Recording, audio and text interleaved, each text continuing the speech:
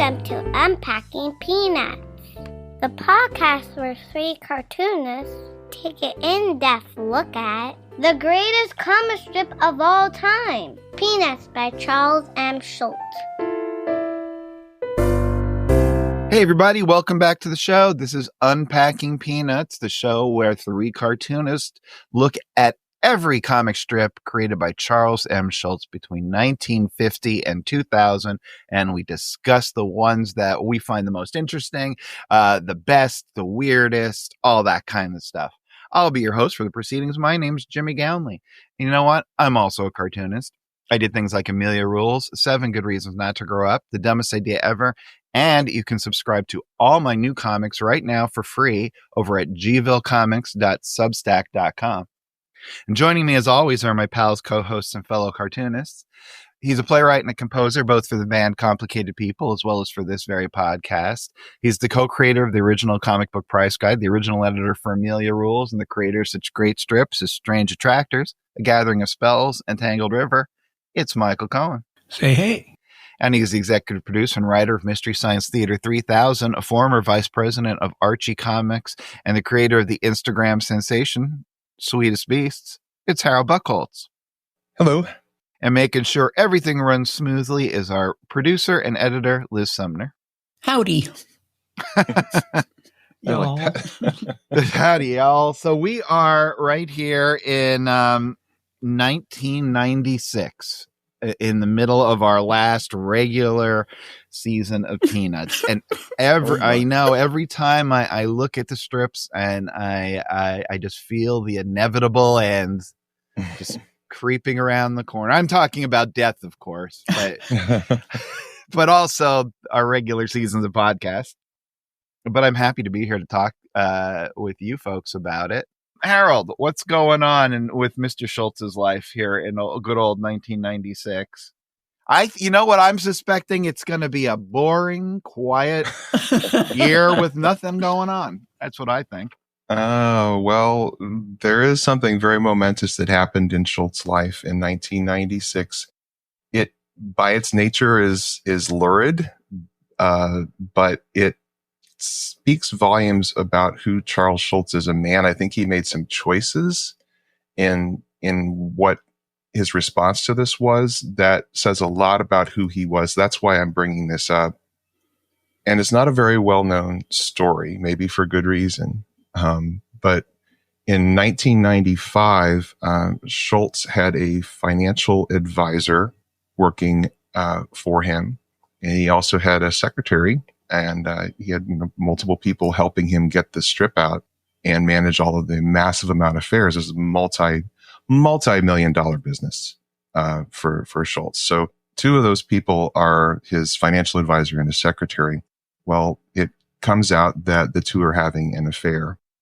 And Schulz tells that he tried to warn the business advisor in particular. He said, cut this off. You're married to another person. You need to end this, because he was concerned, if only from an HR perspective. Sure. He could be liable for like sexual harassment based on the nature of the relationship between the 2 of these people.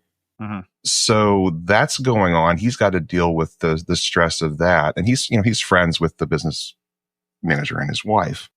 Well, the business manager decides to break up with the wife. The wife knows about this affair. And it turns out that she is so upset and distraught that she goes out, gets a permit for a gun, and comes to Schultz's office in 1995 with the gun, with the intention to kill her husband. And she finds him, shoots him twice in the back, and then shoots herself in the chest. She was intending to end her own life. Pretty miraculously, both of them survive. And of course, as you can imagine, there was a major trial, and Schulz was a witness at that trial. And what we learned from this was that Schulz actually put up a $2 million cash bail for the wife of this man who had shot him in the back twice. And he testified on her behalf, basically saying this was extremely out of character for her. He'd known her for years, and she was up for life in prison. The result of that trial, where he was a witness, was a hung jury. I think it was 9-3 to actually acquit, given some pretty extreme circumstances. And she then, before the next trial came up, this time around, she pled guilty. She got a year sentence. She served 6 months, did 3,000 hours of community service as a result of that. And then she went on to live a long life. And the business manager actually wound up marrying the secretary. What's your source for this? So, National Enquirer. the editor and publisher magazine had the article on Schulz being the witness, which is what tipped me off to it. And then I went online, and there's a long article in Oxygen True Crime. There's an article called I Hope He's Dead, Woman Attempts Murder Suicide at Peanuts Headquarters, that tells the fuller part of the story. But Schultz's response to this, how many people in that, it's his offices, it's people that are working for him, it's people that he knows. An extreme thing like this happens. How would you respond? Would you try to distance yourself from this? There's potentially scandal connected to this. There's certainly liability connected to this. Schultz's response is to put up $2 million bail for the woman who perpetrates the crime. Did he fire the financial consultant? I believe, yes. She did. Boom, boom. Fired him, yeah. Now, I heard about this in Santa Rosa, Babylon. This movie about all the lurid doings in the cartoonist business. But number one, how many people are in a position to put up $2 million cash bail? Mm-hmm. Then if you have the ability to do it, how many people would actually have done what Schulz did and then goes in to testify on behalf of the woman who committed the crime, really in an effort to create some sort of forgiveness and reconciliation for something that's super heinous? Can you imagine the testimony? She almost never shoots people in the back. Yeah, Well, in the front. That's a different story. We're not talking about that. Yeah, that's pure Western. Exactly. You don't shoot them in the back. Geez. Exactly. Wow, that is an unbelievably dark story. It is something to contemplate. Wow, it's thrown me for a loop. I did not know about any of this until 2 minutes before we started recording. So it's a wild scene. He's involved in a lot of things because when there's that much money is floating around you as a person, lawsuits seem to kind of come out of the woodwork, right? Yeah. But I had no idea that he'd ever been a part of something like this. And how traumatic that must be for everybody involved. This gives me new insight into why Harold kept his subscription to editing. Finally, though, we have a true crime element to this podcast. So, so we can go trend, baby, trend. And we will be doing a 40-part series on this. Yes, and updating the categories. Yeah. Well, any other cartoonists involved in murders? Oh, let's see. I bet there's murders. got to be a bunch. There was not a cartoonist, but the guy who formed the. He was either a murderer or murdered. So maybe we shouldn't slander him, since I don't know if he was the victim or the perpetrator. That's probably a good idea. Now we're just making stuff up. Yeah, like Jack Kirby shot at Stan Lee. Did you know that? No. No, Jack wouldn't have missed. Well, the gun was like bigger than that. Oh, that's what it was. Right. Yeah. Oh boy. Wow. That is wild. Well, with that said, how about we just hit the strips? Okay.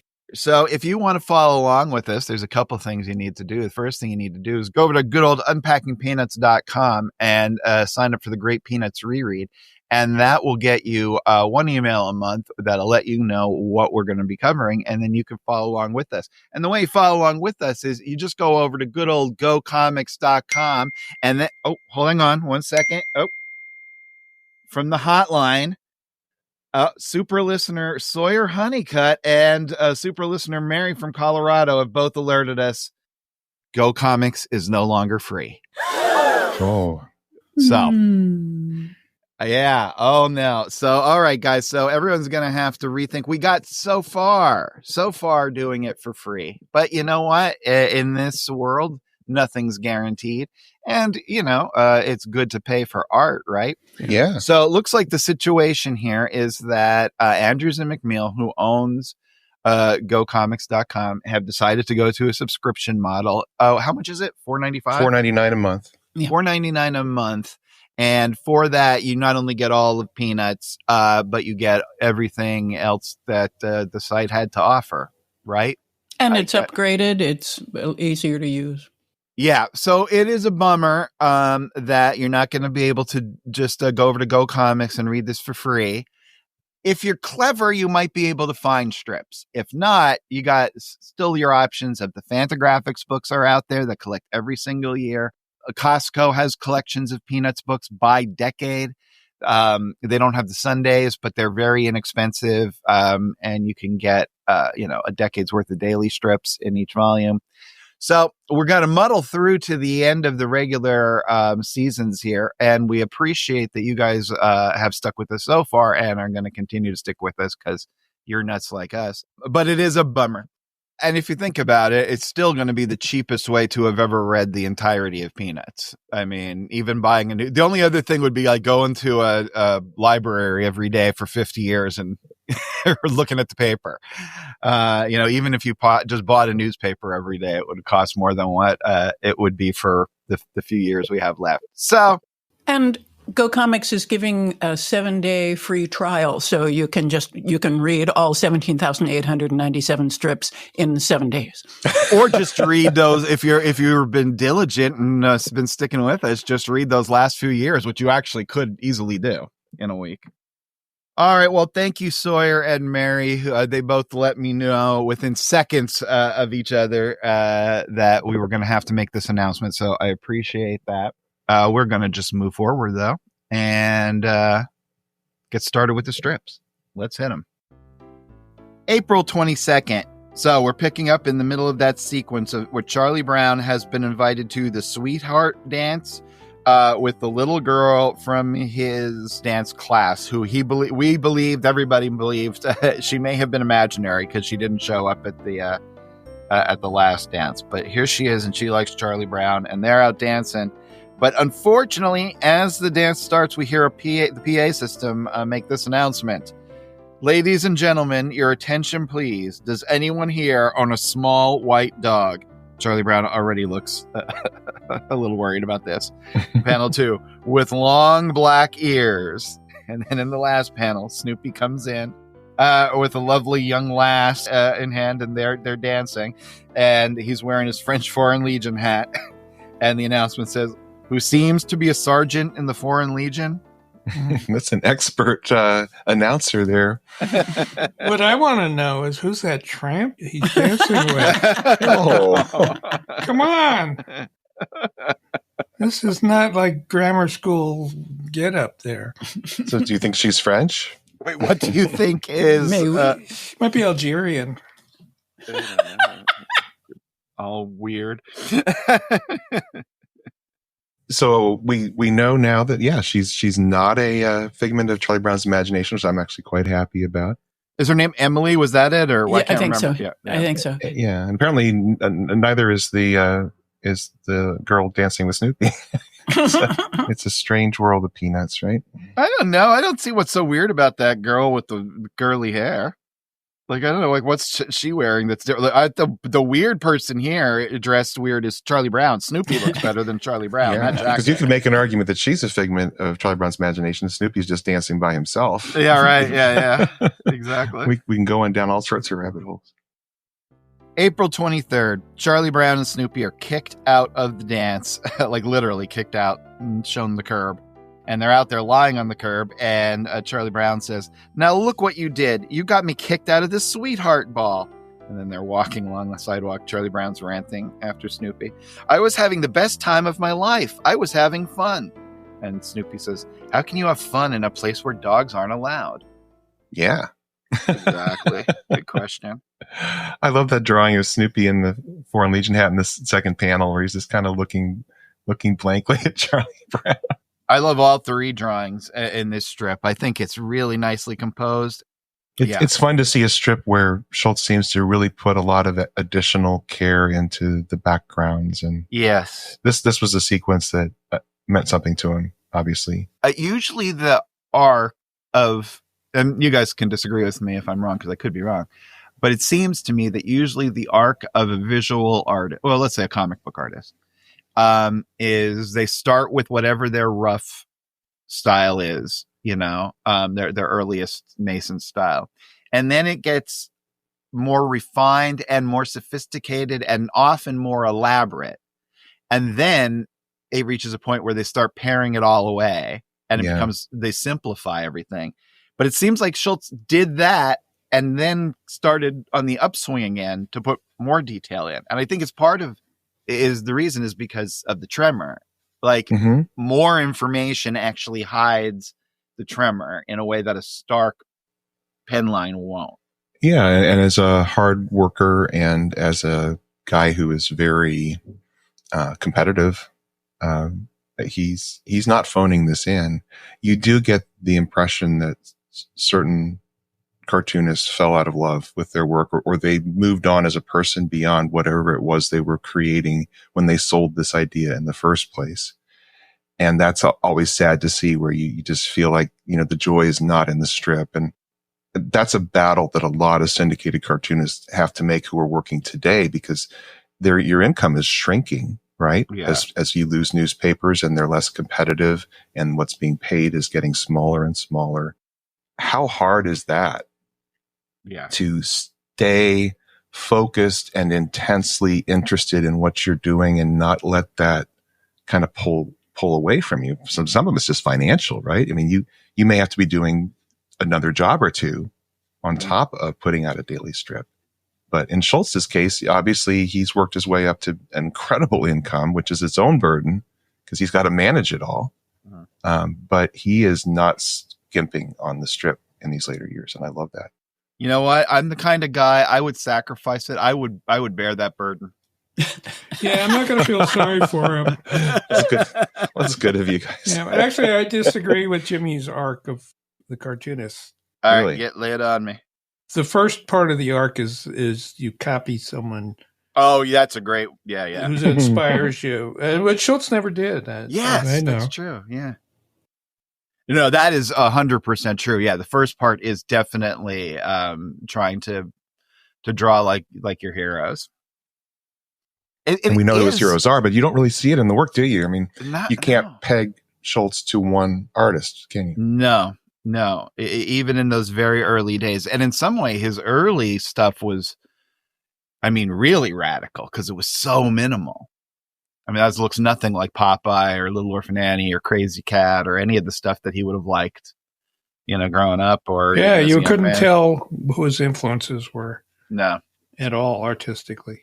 Or even someone like R. Crumb was actually copying cartoonists who nobody knew about. Right. 1930s guys. Right. Yeah, that oftentimes something new, in quotes, in a culture or in an art form is really something old put in a new context, in a new frame or whatever. April 30th.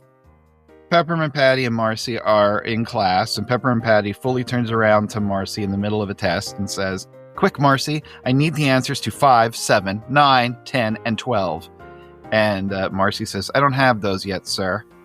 And Peppermint Patty, annoyed, says, "What kind of a student are you, Marcy?" It's out of control. And I'm it's telling you, in the Peppermint Patty school. But wow. And what an unobservant teacher. Really? She's just turning around, talking in the middle of the test. Talking. Yeah. Maybe the teacher stepped out for a minute. Yeah. Or she takes long blinks behind her desk during these tests. She's busy building some horrible lessons plan for next week for Peppermint Patty.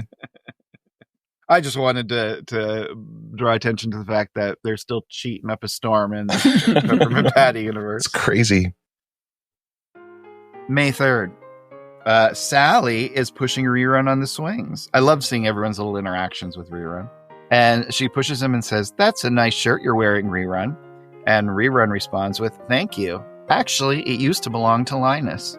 And he's still being pushed by Sally. And he says, I'm the youngest, so all I get are throw-ups. And then Sally says, hand-me-downs. And Rerun says, whatever.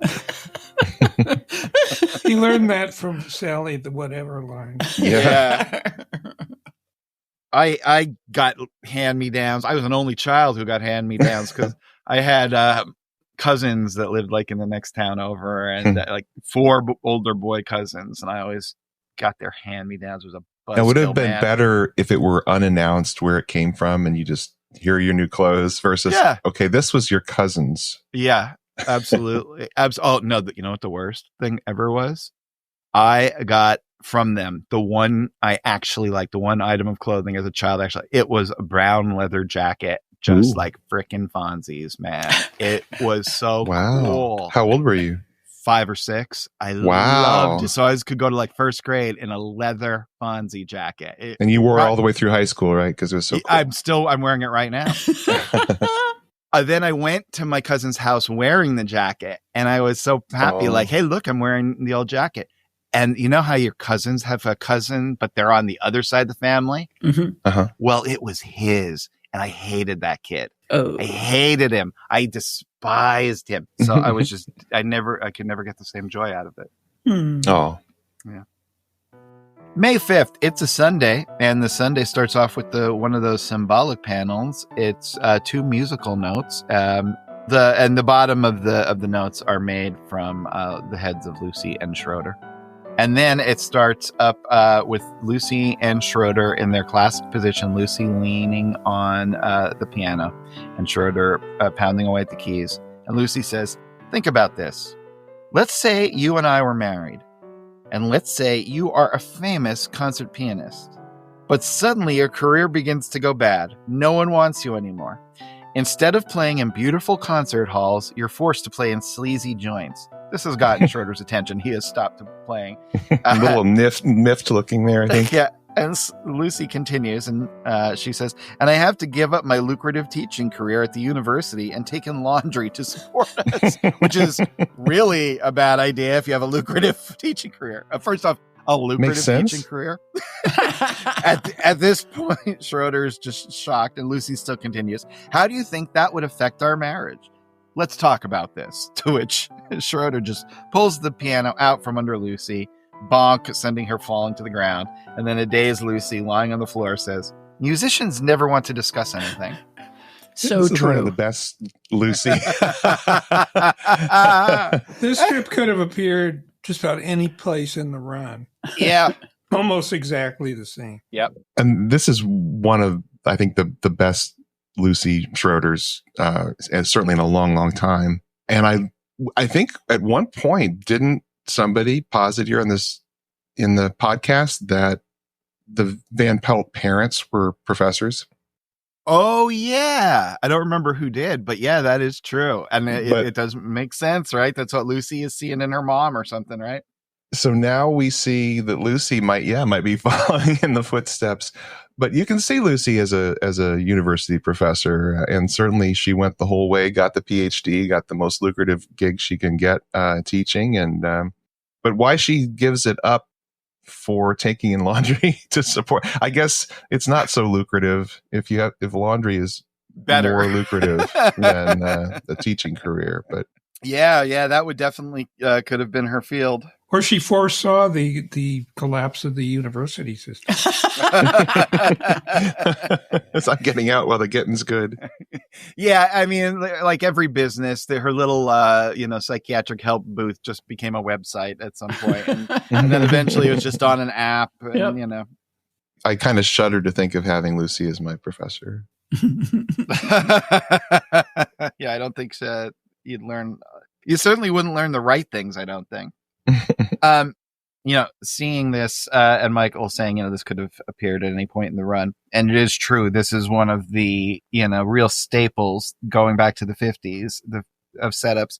And I happen to be listening to a bunch of Gene Shepard shows, old Gene Shepard radio shows. Oh. And for those of you who don't know who Gene Shepard is, he was a radio broadcaster in New York from the Midwest, became a big celebrity in broadcasting. He did stuff for PBS. And if you say I never heard of him, you probably have at least have heard of A Christmas Story.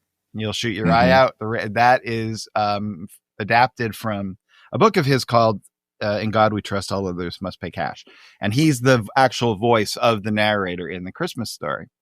Well, so I just have these things playing in the background and listening to one after the other. And lo and behold, one comes up and he's talking about the influence of the comic strips. And cool. Yeah, and he is from 1972, and he talks a lot about the relationship between Schroeder and Lucy, who he unfortunately calls Lois. Which sucks because he actually knows his stuff. Like, this is 1972. So these strips had never been reprinted because one of his trivia questions was before Schroeder played the piano, which character in Peanuts played the piano? I mean, that is a hardcore, deep question. He would have had to have been Linus? No, it's Charlie Brown. See, you don't even know. Yeah, it's Charlie Linus Brown. went plink plink, I think, didn't he? No, that's Charlie Brown. Oh, really? Yeah. But yeah, Gene Shepard, independently of Jimmy, I was listening to a bunch of old time radio stuff, and Gene Shepard. Aren't we cool? Don't you wish you had our lives sitting back listening to old time radio? That's how we roll. Sorry. Go ahead. There's a whole channel because he did a nightly show in New York City, and he is an amazing extemporaneous speaker. He's so fun to listen to. He will weave these stories and take you in all these different crazy places, and then he's ready to end it right on the cutoff point while he's playing some crazy Lone Ranger-ish kind of music. It's just magical. Yeah, it is magic. When the ending theme song kicks in and you realize he's wrapping up at just that moment, it's like a magic trick every episode. It is. Yeah. It's definitely worth checking out. There's lots of them on YouTube. There's ones you can listen to, MP3s and all that, but it's worth checking out if you like that sort of thing. And I sent a link to Liz, and she's going to share it in our social media for this particular episode. Really fun, worth listening to. It gets, these are all just saved by fans, these old radio shows for the most part. So, it gets cut out in part, but still worth listening to. May 8th. Charlie Brown's trying to sleep, and Sally's not letting him. She's in his room. He's covered up to the neck in his comforter, and she says, I did what you said, big brother. Oh, that's because we have been having... This is a sequence where Sally has not been able to sleep. She's up at night worrying, and Charlie Brown said, well, then go and worry. And here we are now. Sally says, I did what you said, big brother. I've been worrying about everything. I even worried about you. I worried that you'll never amount to anything, and you'll marry the wrong girl, and all your kids will be stupid. And then Sally, as she leaves the room, says, well, I think I'm starting to get a little sleepy. And then Charlie Brown, totally consternated in the last panel, says, I guess I'll just lie here and worry. Yeah, she got it. She got it pegged. That's what's going to happen. I love that the only expression change in those first four panels is in panel 3, Charlie Brown gets the parentheses around his eyes, indicating that this does not sound too good, that all his kids will be stupid and he'll marry the wrong girl. Well, it's interesting. In 2 strips in a row, we've got 3 characters' futures mapped out. Yeah. Really, really funny. Sally and Charlie Brown's relationship is great. When the other thing I thought was great with Sally this year was when he goes to the, we didn't pick it, but when he goes to the dance and gets kicked out and then he arrives home early. I think that's when it is. She's already moved some stuff into his room. She wasn't sure. She's always doing always. Boy, I don't know what it is about Charlie Brown's room. It must be pretty nice. Must be nice. Although it's haunted because he keeps hearing these voices. So I don't know. May 17th, we're another sequence. In this one, Rerun is so frustrated that it seems like everyone that he knows has a dog, but he is not allowed to get a dog. So he has come up with the idea here that he is going to adopt Snoopy's brother Spike because Spike's out in Needles and doesn't have an owner, so this will be a perfect fit. So this is now Rerun pitching this idea to Snoopy. And Snoopy's atop the doghouse with his little typewriter, and Rerun comes up to him and says, here's what you do. Write to your brother on the desert. Tell him he can be my dog. Tell him we'll be pals. He can chase sticks and pull me in my wagon and learn tricks. And then the last panel, we see Snoopy starting to type the letter. Dear Spike, this was not my idea. I laughed out loud when I read that. It's really a good punchline. It's perfect, but it's not the first thing I would have come up with writing this. But No. of course, that's what Snoopy would start if he's actually going to send the letter. Now, why is he sending the letter? That's an interesting question. But the fact that he's got to, if he's going to do it, he's going to have to put a disclaimer in right up front. I got a little nervous because I thought, oh God, if Spike moves back here, then he's going to be in like every strip. I didn't want that. I would have loved to have seen a sequence with long sequence. There is a little sequence with Rerun and Spike. This is one of those deals where Schulz sets up an amazing premise that some people would milk forever. You know, this was Mary Worth. Yeah. this would be 6 months, right? Right. But no, he comes in, he dabbles in the fascinating idea, and he's out. Yep. And what it is here on May 24th, we see Spike has arrived, and Lucy and Rerun are both there, and Rerun's actually hiding behind his big sister and just peeking out. And he looks at Spike and says, you know what? I don't think that's a golden retriever. Yeah, I actually would have liked to see this be a little long. I don't mean for years, but I mean like 2 or 3 days more. You know, and I love the picture of Rerun peeking out. That's really cute. And I love seeing him, you know, really treat Lucy as a big sister. That seems like a very little brother thing to hide behind her like that. Lucy's looking at Spike like she's never seen him before. Yeah. Why would he think that Snoopy's brother was a golden retriever? Yeah, good thought there. Rerun is an innocent. Yeah, he really is. June 16th, the Beagle Scouts are out for a hike, and Snoopy calls back to them, come on, keep coming. And they've now climbed to the top of a summit, and he says, from here you can see everything. Directly in front of you is beautiful Turtle Lake, and off to your left are the famous Running Rocks. And on your right is the magnificent Silver Cloud Waterfall. And then he says, and if you look behind you, you'll see the most wonderful sight of all. And who should it be but Harriet is back. And she has brought a cake. And Snoopy says, the angel food cake that Harriet brought along. Mm-hmm. Love seeing Miss Harriet back with her angel food cake with the 7-minute frosting. I was just wondering, is this a place? Can we add those up, or do they have any geographical meaning? They're not in Minnesota, I'll tell you that. There is a Turtle Lake in Irvine.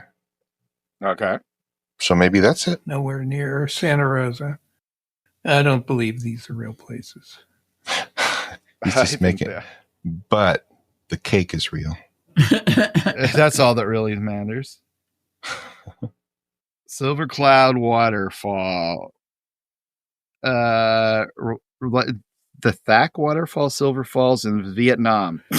Wow. AI crushing it yet again.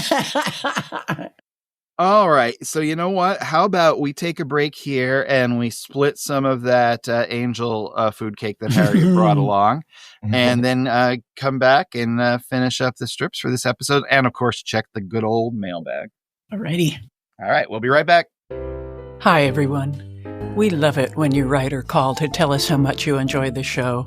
But don't just tell us. Tell your friends. Tell complete strangers. Share your appreciation in a review. It doesn't have to be on Apple Podcasts. 60% of you listen on other apps. Some of those apps have review sections. Think of all the poor Peanuts fans out there who haven't found us yet. There are review instructions on our website at unpackingpeanuts.com/spread the word. Thank you for your support. And now let's hear what some of you have to say. All right. And we're back. Hey, Liz, I'm hanging out in the mailbox. Do we got anything? We do. We got an email from A.A. Forenger. I hope I'm pronouncing that correctly.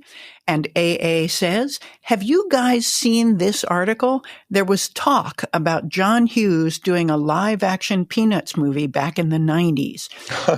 And he links to an article from March 30th on MSN, and I'll put that in social media as well. And it talks about how it was going to happen but fell apart, and which I'm very grateful for, because while I love John Hughes, I really don't think I would have wanted to see a live action Peanuts movie. I cannot visualize it being good.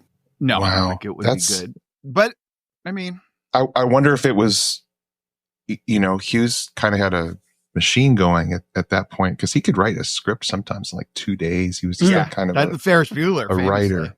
Yeah. And so here he is. And for those of you who don't necessarily, most of you, many of you may know John Hughes, but we can rattle off some of the films that he's known for. 16 Candles! Breakfast Club. Ferris Bueller's Day Early Off. on, he was a writer for National Lampoon.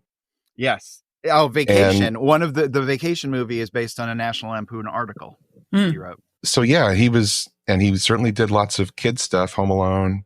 Mm-hmm. So it's interesting that I'm assuming this was something he could do anything he wanted at this point in his career, that he was looking at Peanuts. That's kind of cool. That was something of interest to him. Now, he was having a lot of stuff produced at this point, I think, right? Mm-hmm.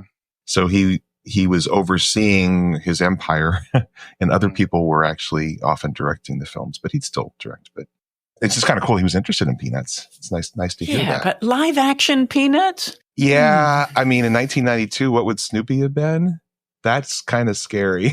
Pre-Toy Story. Oh, yeah. What would that have looked like? What would they have done? A little puppet? I don't know. Ugh. They could have animated. Because 1994, I think is when they tried to bring back the Little Rascals, and they made that Little Rascals movie. And they're like live action cartoon characters. Yeah. Oh, wasn't it? No, not really. I don't remember much about it, but I knew it existed. Yeah, I think it's really cool to know about, because it's fun to think about. But yeah, and supposedly he met Schulz apparently at his house. Yeah, it says here. So that's I would love to have been a fly on the wall to see what he was pitching. I wonder if Schulz. You think Schulz probably put the kibosh on it? I don't know. Maybe. I tell you what, though, I don't know. I think John Hughes is a really good writer, and I like a lot of his movies. I don't think he has the Schulz sensibility, like, at all. Yeah. Very interesting. So that's it for the mail. All right. Well, I got some stuff from the good old hotline. We got, in addition to letting us know that the Go Comics was now a subscription, Sawyer Honeycutt wrote and said, I was wondering, when you all started cartooning, did you have a full-time job, or did you just decide, I'm going to start cartooning and make it work? Do you want me to take this? Good question. Yeah. Sawyer, my friend. Yeah. So I started cartooning. Well, first off, you can find out how I started cartooning by buying The Dumbest Idea Ever. It's available now from Scholastic Books. But yeah, I was 15 years old when I started, so I was just selling them out of my locker. And I was 36 when I quit. 36, something like that. Yeah, 36, to become a cartoonist full time. And for years, I would work a job, and I'd work 9-10 hours a day, and then come home and do a complete page of comics. Comics are really fun. They are the best art form in the world. It is very, very hard to make it as your living, and it's a slog. Talking with Jimmy, I was working in the business as the frustrated cartoonist who went off and helped other people get their stuff out there, including Jimmy. In fact, the thing Jimmy said when he hired me is just find me a way so that I can work in comics full time. That was your goal. Yeah. Word one, moment one. Yeah. That was what my goal was for Jimmy in any way I could help to get him there. And 2 years later, it happened, which is amazing. Yeah, right. It was just an incredible thing to be, just peripherally a part of. I started drawing when I was 3. And like I said, I was working at a publishing company when I sold a comic book that was selling so few copies. I was just doing it on the side. Then I realized that I could actually work full-time in comics, like I said, supporting other people, helping them get their voices out there. And so I started a printing brokering business specifically for all ages comics. And then that led into where I got the job with Jimmy, helping run his company, which Michael was instrumental in starting Renaissance Press. Yep. It was started with me, Michael, and Karen Gownley, and a bunch of investors. And then a few years in, we hired Harold to be our director of publishing and operations. Yeah, the investors didn't really have much to do with it. No, the investors. And well, without their money, that wouldn't have happened. So It's something. It's not nothing. No, Thank you to those guys that they put up the funds, and then they were you're able to navigate it. It was our genius that made it happen. And then that, helping Jimmy led me to be director of publishing and operations at Archie, which in some ways helped me get to Mystery Science Theater. Then I'm done with Mystery Science Theater, and all of a sudden I realize I've got a window of time. I can get my own voice out there. And that's why I'm going around the country with my tent, selling my wares. And where are you going to be after April 29th?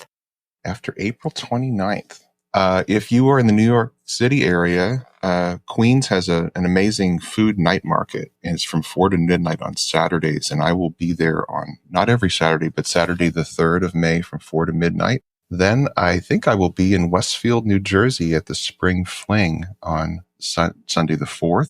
And that's what's coming up in the month of May. So, and Michael, what's your story with the world of cartooning and gigs and jobs and? Well, I made a living as an artist in a very, very niche field, which kept me going. So in my spare time was able to do comics. But my goal when I started comics was to break even. That was all I wanted. It was like, boy, I could, work really hard for free, but it would be worth it if I can get some comics out. What was your niche field? My niche field was engraving on ivory. Scrimshaw. For all you Moby Dick fans out there. Yeah, which paid the bill. Well, it did pay. It did pay. Yeah. So the cartooning, I had hopes that, maybe something will happen here, but I really didn't count on it. Yeah, I think when we were in the 90s, it was unlikely, it was starting out that you could do anything. It just seemed impossible to get to the point that you would be able to be a professional full-time cartoonist just because. Yeah, that you could number them in the hundreds, maybe. Less probably. Yeah. Yeah. So, yeah, the bottom line is you're going to, if you want to ever be a cartoonist, it's a long slog, and you have to do it purely for the love, because then you'll be happy one way or the other. If you do it for a whole lot, what's the joke? You want to know how you make a small fortune in comics? Start with a large fortune. So, all right. So we also heard from super listener Joshua Stauffer from good old Lancaster, PA, who writes, "Hey guys, about that marble sequence. That story was in fact adapted in the 2006 special, He's a Bully, Charlie Brown. It was the final special produced by Bill Melendez and the last one designed for analog TVs in the old 4:3 aspect ratio. Be a good year, Joshua Stauffer." And that marble episode is the one where Charlie Brown gets the marbles back for a rerun after losing to a marble shark from out of town. And then he ends with, "P.S. We do have an FYE store at Park City Center in Lancaster, PA. No. So not only that is the same one from the 90s that I got the Linus security blanket. So they are, FYE is still hanging in there. Way to go. Good for them. We also heard from William Pepper telling us about the He's a Bully, Charlie Brown, that the animated special where the marbles story is told. Excellent. Oh, thanks, William. Thanks, and thank you, Josh. Yeah. All right. And that is all we got. So if you want to reach out and keep this conversation going, there's a couple ways you can do it. You can, of course, call us on the old hotline or leave a text message, as Joshua did, 717-219-4162. You can shoot us an email over at unpackingpeanuts@gmail.com. We would love to hear from you, because remember, when I don't hear, I worry. So how about we get back to those comic strips? Yeah. June 23rd. it's another Sunday, and Woodstock is out, and he's picking up some twigs and leaves from the ground, some sticks from the ground, rather. And Snoopy is watching him go back and forth. He's doing something with these leaves. And then in the last panel, we see Woodstock has assembled them into the Twiggywood Bowl. Yeah, a proscenium arch of an amphitheater, and he is putting on a little musical performance. Playing the One Note Samba. That is so beautifully drawn. I love how he's drawn that. It really gives you the sense of three-dimensionality of these little twigs. He spent a lot of time on this. Yeah, it looks great. And it looks really good with having all that detail in one panel on the one item, and then like it's spare throughout the rest of it, and really spare in that last panel. Yeah, you just have some shadow and little tufts of grass around Snoopy and a tiny shadow on Woodstock, and there is no background, there's no cloud, there's nothing except for that, which I think is a great way to go, because it's all about that thing he built. Yeah. I love it. Could be E flat. It could be. Harrisburg has a great little amphitheater in Reservoir Park, and every year they do Shakespeare in the park there. It was a Gownley family tradition. And I think Woodstock would be a great opening act. Yeah. June 29th. Woodstock and Snoopy are atop the doghouse, and Snoopy is pointing to the sky, and he says, "Look at those two little birds chasing that big bird." And then Woodstock says something, and Snoopy answers, "I'm with you. Let's hear it for the little birds." Schulz is definitely for the underdog. Yep. An underbird. That's very interesting. I mean, I keep thinking of Mr. Rogers and Schulz kind of having their time in the same era. At least, the second half of Schulz's career is kind of around the same time as Mr. Rogers, and two people who so far have held up well historically in terms of how people see them. And they both seem to have that same emphasis on respecting and honoring the little things in life.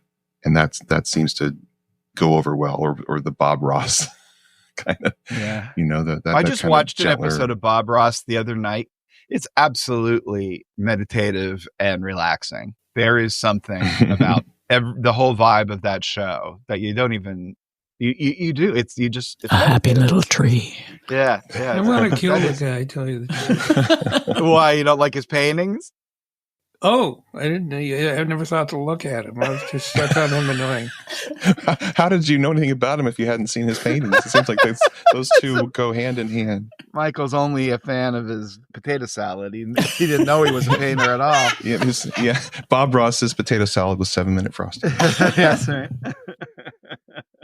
Now, in this strip, you see in the first two panels this interesting waver in the bottom of Snoopy's snout that has become more common because he does it twice in a row in those first two panels. I just start to wonder if Schulz is choosing that is the way he wants to draw it. It looks a little odd to me, because usually a snout is a pretty straight shot for a dog. But I would assume it's not intentional, but you do see it twice. So I don't know. Yeah, I'm not sure. I wanted to see if those hash marks made it to something, but it doesn't seem to. Yeah, I tried to figure it out and I couldn't get it. July 5th, the gang's at the beach. We see Linus, Charlie Brown, Lucy, and Snoopy all hanging out on sand. And Linus has been vexed throughout this year, as you may recall, he hears the coyotes howling outside his house at night, and he gets sad. So here he is on the beach, and he looks a little forlorn, lying up against the picnic basket, and he says, "I heard the coyotes howling again last night." And Charlie Brown says, "Maybe they were depressed." And Lucy, annoyed, says, "Why would coyotes be depressed?" And then Snoopy, with his shades on, leaning up against a rock, says, "Their mom probably never read to them." One of the stories that I tell a lot when I'm out and about with my books is that can't remember if I've mentioned it here, but there is a study that was done quite a few years ago that followed children through adulthood, and they collected information on them to try to measure the ones that by whatever their measure was, were successful in life. Mm. And then go back and see which of the factors in their lives were most common for those who were successful, whether it was their socioeconomic background, where they went to school, what type of school they went to, all of these different things. And they came up with the one common factor that was most likely an indicator of success was how much the child was read to. Mm. I believe that. I absolutely believe that. Mm-hmm. It's powerful. And parents out there, it is one of the best. It is like, it's so fun. It's one of the great joys of being a parent. And it's not just as, to 6-year-olds. There are families, there's a whole movement right now where families will sit down and they will read to one another. Yeah. And not only, and if it's a kid situation, the parent who's reading, they will have such a great memory of it, even though the parent isn't actually, like you say, sharing anything of themselves other than their time. But the time is the most important thing. And, they, like, my kids have fantastic memories. They know all the books we read to them growing up. And yeah, it's definitely great. I can remember in clear detail the stories that my father used to tell me. Oh, that's amazing. It never happened to me. Really? Not once. No. That I can remember. I'll read to you tonight. Oh, there you go. Well, that's why I like podcasts. Somebody reading to me. July 8th, it's talking about hanging out with your friends. Linus and Charlie Brown are hanging out under some really nice little birch trees. And then Snoopy is lying up against a larger tree. And Linus poses the question, I've always wondered who the best all-around athletes are. Basketball, hockey, football, or soccer players. And then Snoopy answers, border collies. I'm with you, Snoopy. I'm a big fan of border collies. But I did find a pattern in these one-panel strips. Okay. Uh-huh. There's a bunch of people sitting around, hanging around, and they take turns saying something, and Snoopy gets the last comment. Mm-hmm. And it's often about dogs. This one is. The previous one wasn't. But Snoopy will make it refer back to dogs in reference to what the other people are saying. So look for that. That's interesting. That's interesting. So I wonder if he thinks that, like, going in, like, oh, okay, I want to do one of the panoramic Snoopy dog strips. He probably would. I would think. I mean, do you think he's thinking about that, or he just is taking an idea through, and then his ace in the hole more often than not is Snoopy? I think he realized. I mean, I didn't realize until Michael said it, but I do see it now. I think he must have realized that's what he was doing and kept doing it. The other interesting thing I think about this is like, all right, if time is conflated with space in comics, right? So, like, a panel is a moment or a series of moments. Then the next panel is a different moment or series of moments. And, the gap between the panels, 1,000 years could have passed, or 2 seconds could have passed. But he is employing something just without the break between the panels, giving that extra space, which was just Charlie Brown and the tree not responding. It gives it a much different feel than if, like, Snoopy was right next to Linus. Mm-hmm. Mm-hmm. So does that feel just more relaxed and like in a timeless moment? Yeah, that you can keep kind of floating inside the panel because you're not hopping. Yeah, I think it is. Yeah, that's interesting. What's fascinating to me is, can you imagine having the job of doing a single panel character-based comic strip for 50 years? No. And the talk about limitations. Mm-hmm. And yet, when I see Schulz doing his version of a single panel, he's doing what you're just describing in ways that I don't see in other strips. This is very unique to Schulz. And he does it over and over again. And I think it's just natural to him. I don't think he was thinking, well, I'm going to do it differently than everyone else. This is just when he was living inside of a single panel, this is where Schulz went. And as influential as Schulz was, this is the era when Schulz, I think, is less influential.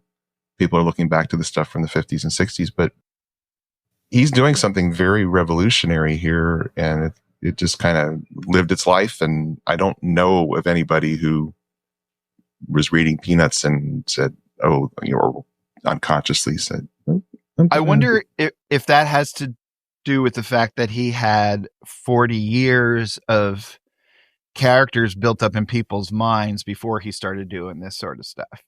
Linus has this certainly in his mind. Yeah, right. And I think in the minds of the readers too. Charlie Brown sitting there is different than Peppermint Patty sitting there. It's so subtle like that. Charlie Brown is thinking about it. Lucy, there would not be a moment's thought, right? She would just answer whatever her sarcastic answer. By the way, I think the answer is basketball and soccer. Okay. And I really love that he didn't even mention baseball. Yeah, that's off the table for before we even start. Linus he's already ruled that one out. Look at Charlie Brown. We've talked about how Schulz will draw what is most interesting and not necessarily what is anatomically correct. Look at the feet and the legs and how they're almost like straight out at us. And then Charlie Brown's his head is at one angle, the body's even further away from the angle of the feet. And that is one wonky drawing, but it looks good. And that seems it just seems to be that's all that matters to Schulz is that looks best. July 9th, Charlie Brown and Schroeder are sitting on the baseball bench. Charlie Brown is indicating that his elbow is starting to bother him. And he says, my arm hurts. I'm not sure I can pitch today. And then he closes his eyes and sticks out his tongue because he's suffering. And he says, I think throwing all those curveballs put too much strain on my elbow. To which Schroeder replies, those were curveballs? Do you think Schulz remembers every strip he drew? Because this is actually a replay. Is it? Oh, yeah. No, he's saying Schroeder's saying something about he's catching, Charlie Brown's pitching. And he's saying those slow balls are really good. And how about using your fastball? And Charlie Brown says, well, that was my fastball. Yeah, that's right. That's right. Yeah. And there's another one where he comes out and he's like, all right, one finger will mean a straight ball, two fingers will mean a straight ball, three fingers will mean And Schultz's pain stars are not pointed. Yeah, they look like the dating game. Yep, that's exactly what they look like. Or 70s shower flowers. Yeah, yeah. Little pain flowers. July 18th. Linus and Rerun are sitting there watching television. Very cute. Linus in classic thumb and blanket position. And Rerun says to him, I like these nature programs. You see things you never thought could. And then in the next panel comes in Snoopy, clomp, stealing Linus's blanket and hauling him away. And Rerun watches that confused and then goes back to the TV saying, happen. So when did the Rerun hair get fixed? It's kind of, I was trying to see if there's a starting point for the bird's nesty kind of thing, as Jimmy describes it, on top of the head, where he doesn't have so much on the side. It's like the fades we have now, except that it's faded to nothing. Yeah. It's not a clear progression. You see it kind of moving in that direction. I believe it was this year. This year, yeah. It's starting to get there, but he's gradually getting there. I think, this is fine. I think that hair in this era would have been, keep it like this. It's fine. I love that we're actually seeing them next to each other so we can see the difference. Yeah. And yet Linus is still so uninvolved with his little brother. He's just watching TV, sucking his thumb and holding his blanket.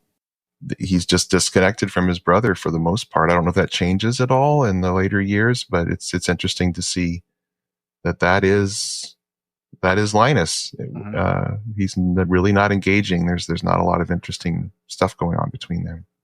And I also, whoever is doing the Zipatone with Schulz on the Klomp lettering is having a field day, giving it this kind of weird 3D shady feel because there's lots of white areas around. I first thought that it was stipple. It's because I never saw anyone do that with Zipatone. I like it. Yeah, it's cool. Yeah. It's not easy either. Someone is really spending a lot of time on the Zipatone. How can you tell it's not stipple? It's too regular. You'd have to zoom in super close to see. Okay. But I think it's too actually talking about crazy. If you look at the dots on the left side of the exclamation point, you can see the regular pattern of it. That's a real good place to see it. But it is really hard to see. July 26th is a sequence. Spike is not feeling it all well here in the war. So his infantryman is laid up in the infirmary, and Snoopy, as the World War I flying aces, come to see him and says, "Guess what, Spike? I wrote to Mom, and she's coming over here on a troop ship to see you." In the next panel, we see a troop ship, and we literally see like 10 or 11. There's 12. Are there really? Snoopy's, and then his mom in the middle wearing a little fur hat. So she's Those coming little from wide saucer bell she's eyes. coming from Ukraine. Yeah. Anyway, yes, I don't like these. Mm-hmm. You probably guessed that by now, but And that's because of she's- where's the imagination in all of this? no, it And doesn't. who's- I mean, thinking that every dog looks like Snoopy. This is his fantasy, obviously, but it's a dime a dozen. That's the old dime a dozen. There's a dozen of them, and they're all exactly alike except for her. How could you have done the gag if there is only They 11. There's a didn't gag. point toward, There's 11. 1, Towards- 2, 3, 4, 5, 6, well, 8, including 9, 10, 11, Mom. 12, counting There's the 12. moms. Oh, you're counting. I don't get the hat, tell you the truth. What do you mean you don't get it? What does it signify? It signifies Russian to me. Yeah, I mean, it looks like, that looks like the classic picture of an immigrant woman coming over on a boat. Mhm. If that immigrant woman was a cartoon beagle. But she's got those weird eyes. I mean, Yeah, well, we've never seen her, but this is a fantasy her. But she must have looked Yeah. something like that with weird eyes. yeah, because the other Belle has those eyes too, Snoopy's sister. yeah, Wow. and Lucy started that way too. Yeah. And speaking of strange zipatone, we wrap things in this episode up with August 3rd. Charlie Brown and Sally are sitting in the chair. Charlie Brown's reading a comic book. And Sally says, "I now have 3 philosophies. Life goes on, who cares, and how should I know?" Sally, very pleased with her, says, "Pretty profound, huh?" And Charlie Brown says, "Maybe a little too profound." To which Sally says, "Who cares? How should I know? Life goes on." Yeah, I picked this just because I like Sally's as a philosopher. Mhm. But I missed the high point of the strip, which is that zipatone. Isn't that crazy? Wow. Really patterned. That must have Wow. just come on the market or something. It's really detailed. I wonder how that looked in newspapers across this great land of ours. I bet smudgy in a lot of them. But it's looking pretty good. It's feeling pretty good. You know what else feels pretty good? Getting to spend every Tuesday hanging out with your pals talking about comic strips, No. especially your favorite one, Peanuts. So we're going to stop doing that this week, but just so we can rest up and come back next week, where we are going to wrap up 1996. Wow. Absolutely hard to believe. Now, listen, if you want to keep this conversation going between now and then there's a couple things we'd love for you to do. Go on over to unpackingpeanuts.com, sign up for the Great Peanuts reread. That'll get you that 1 email a month, lets you know what we're going to cover. And you can also, if you want to just talk to us, you can call at 717-219-4162, leave a message on the hotline or a text message. Email us at unpackingpeanuts@gmail.com or follow us on Instagram and Threads where we're at Unpack Peanuts, and on Facebook, Blue Sky, and YouTube where we are at Unpacking Peanuts. And remember, when I don't hear from you, I worry, so don't make me worry. And for Michael, Harold, and Liz, this is Jimmy saying, be of good cheer. Yes. Yes. Be of good Be of cheer. good cheer. Unpacking Peanuts is copyright Jimmy Gownley, Michael Cohen, Harold Buckholtz, and Liz Sumner. Produced and edited by Liz Sumner. Music by Michael Cohen. Additional voiceover by Aziza Shakrala Clark. For more from the show, follow Unpack Peanuts on Instagram and Threads. Unpacking Peanuts on Facebook, Blue Sky, and YouTube. For more about Jimmy, Michael, and Harold, visit unpackingpeanuts.com. Have a wonderful day, and thanks for listening. Come on!